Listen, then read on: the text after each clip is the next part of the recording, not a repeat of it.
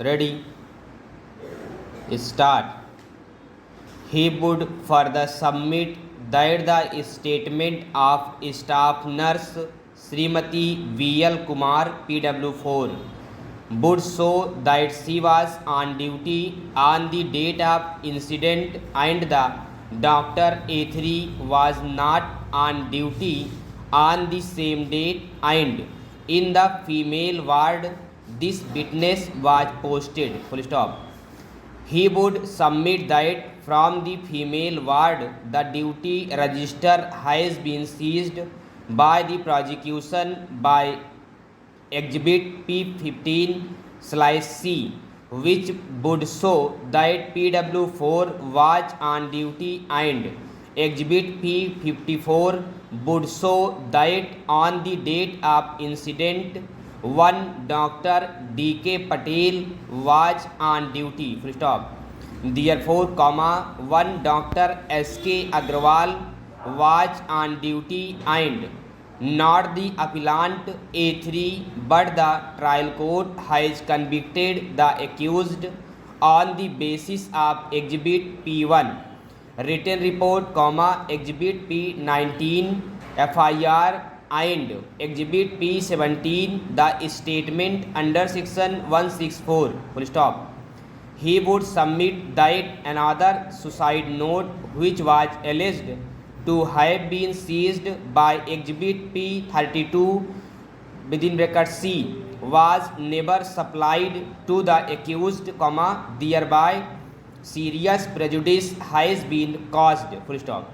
He submits that regarding of Exhibit P1, P19, P17 and P32 would show that the suicide, which was committed on 28/1/2016, was not because of alleged rape or humiliation. Full stop.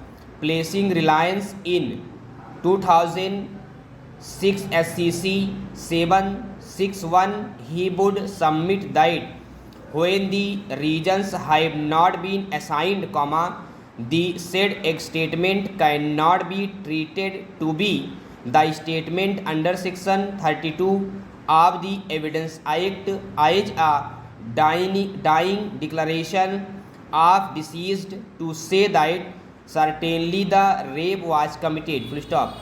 He would submit that the learned trial court has completely failed to apply the propositions of sentence 32 of the Evidence Act, and the statement would show that though the mobile of accused was seized, but no clipping was seized by the prosecution, and despite the prosecution has produced the document of the fact that A3 Dr. Gautam Pandit was not on duty, contrary finding has been given. Full stop.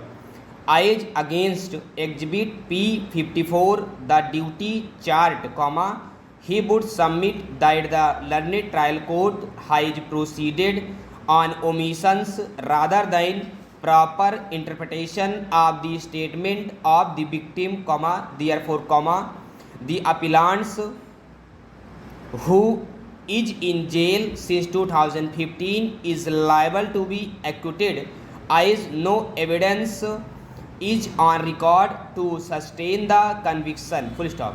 This petition is filed seeking review of the order dated 8/11/2020 by which this court has disposed of writ petition and directed petitioner to deposit requisite contribution to get this pecuniary benefits in pursuance of the police issued by the appellant based on circular date 28/8/2010.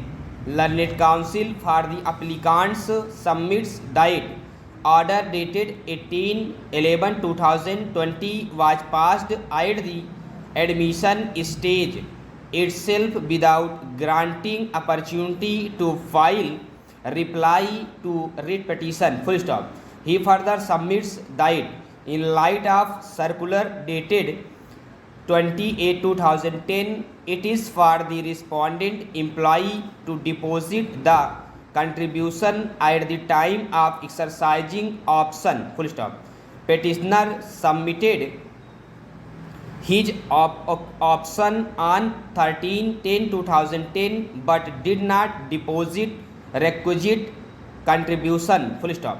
Learned counsel for the respondent employee submits that on the date of hearing of writ petition, applicant bank was represented by the counsel, who had also brought to the notice of the court that employee has not deposited contribution which is required to deposit in view of circular dated 28/2010 and only thereafter order dated 18/11/2020 was passed. Full stop.